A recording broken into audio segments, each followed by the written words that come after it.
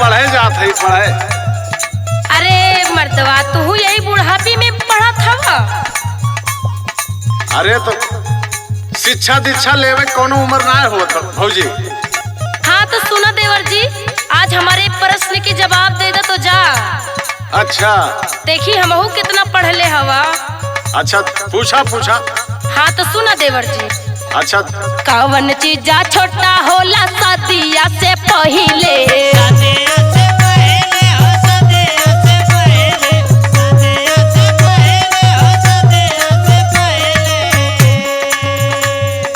कवन चीजा छोटा होला सदिया से पहिले। बतावा देवर हो बतावा देवर, बड़हर हो जाला ससुरवा। बतावा देवर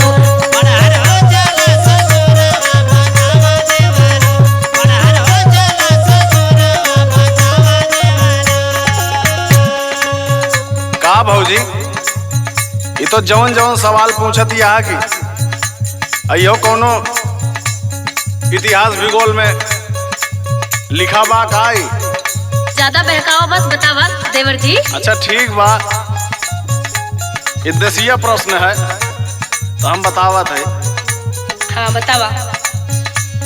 अरे शौक सिंगार छोट होला सदिया से पहिले।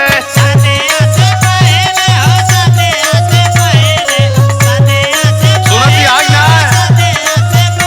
अरे शौक सिंगार छोट होला सदिया से पहिले। सुनाए भाऊजी सुनाए भाऊजी, बड़हर हो जाला ससुरवा। सुनाए भाऊजी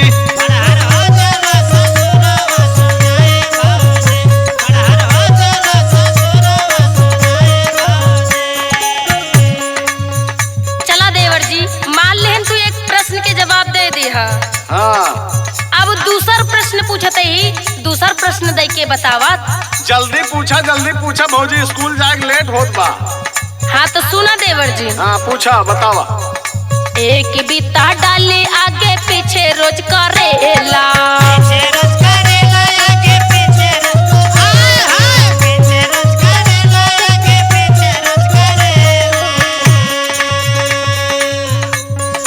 एक बीता डाली आगे पीछे रोज करेला। बतावा देवर हो बतावा देवर, नाता हाथे से हिलावेला। बतावा देवर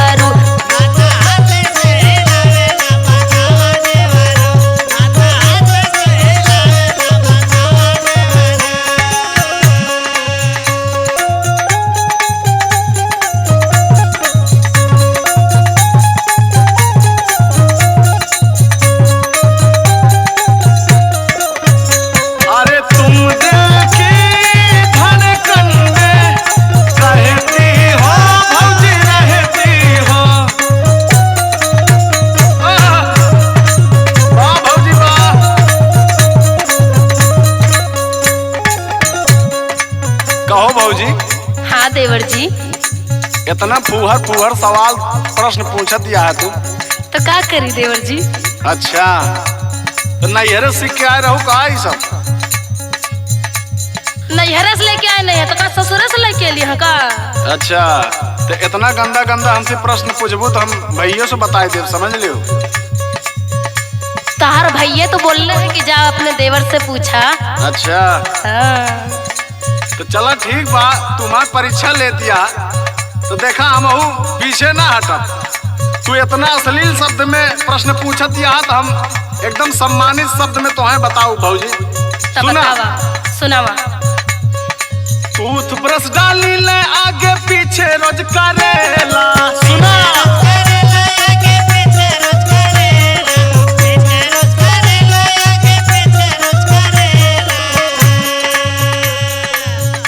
सही है ना? ठीक बात देवरू, लेकिन सुना। अरे टूथब्रश डाली ले आगे पीछे रोज करेला। सुनाए भाऊजी नाता हाथ से हिलाई ले। सुनाए भाऊजी नाता हाथ से हिलाई ले।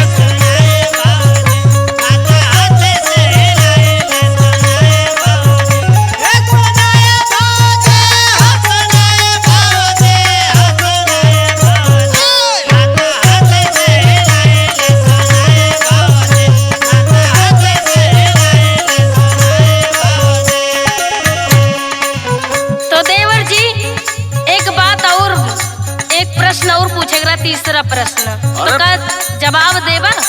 अरे भौजी लागत है तुम्हें आज दुर्गत कह देबो भैयस का हाइक पड़े। हम जाते स्कूल हम ना बताए तोरे प्रश्न के उत्तर।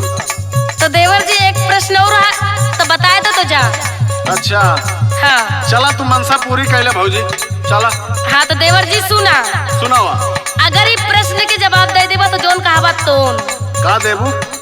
जोन कह देबा देवर जी वही देव। तोरे बहनी यानी हमरे सड़वे ने बियाह करवेबू? तो ठीक बा देवर जी कराए दे।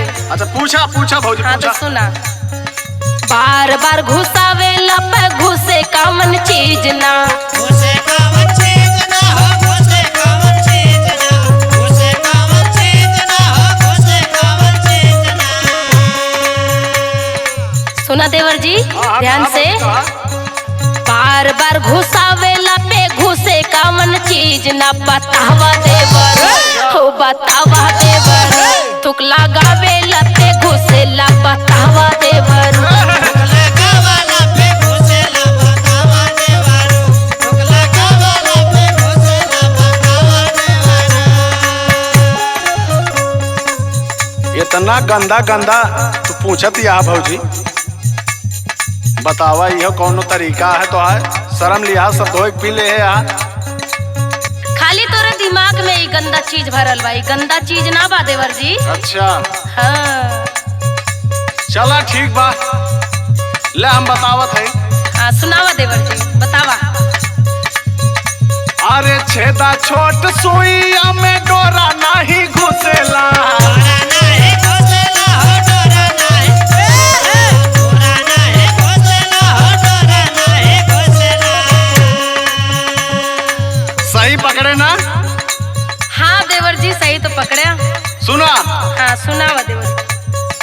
छोट छेदा सुइया में डोरा नहीं घुसेला। सुनाए भाऊजी सुनाए भाऊजी थुक लगावेला